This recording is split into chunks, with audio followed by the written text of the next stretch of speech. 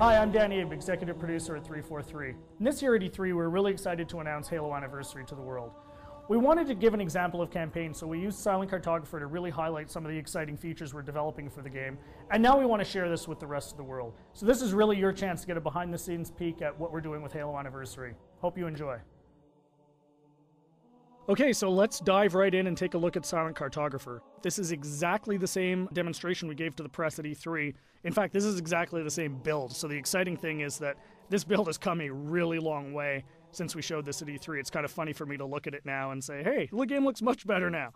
So the first thing you're going to see immediately on the fly-in is the graphical upgrade. I mean, the game looks fantastic. We spent a lot of time really lovingly bringing this into the current generation and, working very hard to make sure that this looks like a current generation title, something everyone can look at and just say, wow, this game looks fantastic.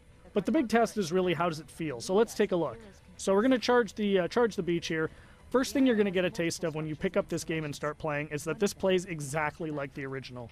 That was a core development principle for us, is this game needed to play exactly the way it did 10 years ago. I mean, this is the game that launched a generation of shooters, so we had to make sure that that feeling was identical to that experience that everybody remembered 10 years ago, because this is really a gift to the fans. This is a way to relive the experience of playing Halo 1 for the first time, so we really wanted to make sure it was identical.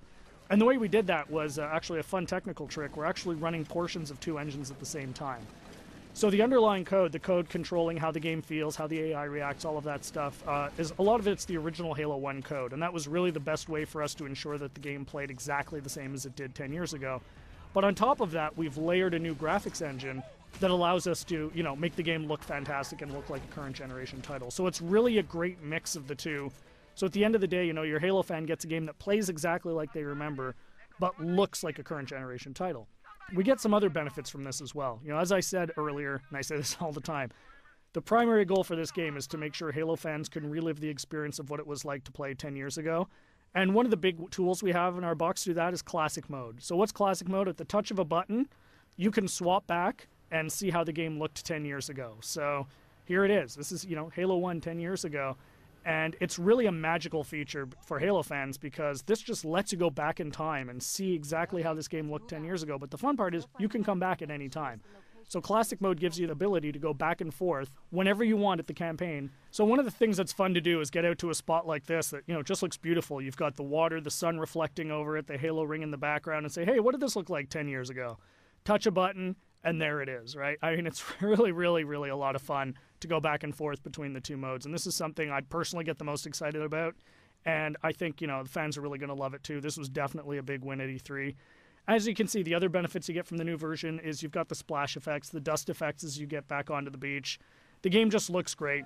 The other thing that's fantastic is for the first time, we're going to have co-op over live for the campaign. So you can hop onto the Warthog with a buddy and just plow through this game and, start mowing down grunts and elites and, just team up with a friend. Get on, go, hook up on live and play through the campaign together. And, we think people are really going to love that too.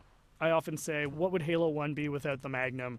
And, of course, the Magnum's back. Everyone remembers that fantastically overpowered pistol that just enabled you to walk through and just mow through hordes of enemies.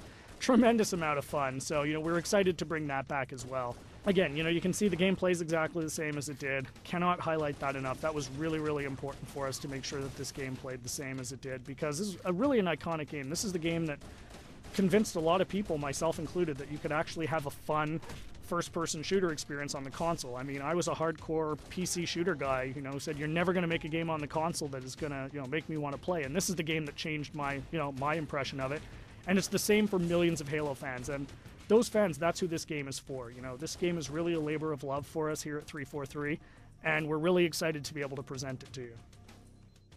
So there's your sneak peek of Silent Cartographer. Really just the tip of the iceberg. We've got a lot more features we're going to announce as we get closer to launch. Come to Halo Fest at the end of August and see the whole game in action. See you then.